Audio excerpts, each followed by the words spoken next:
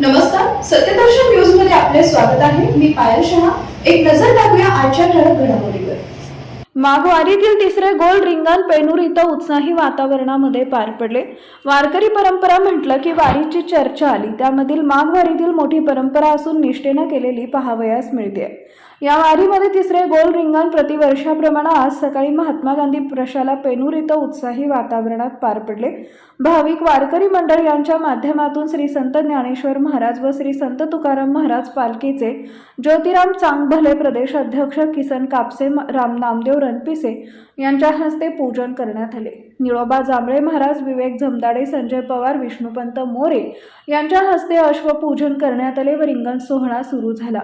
या सर्व कार्यक्रमाचं यजमान पेनूर भजनी मंडळ होते.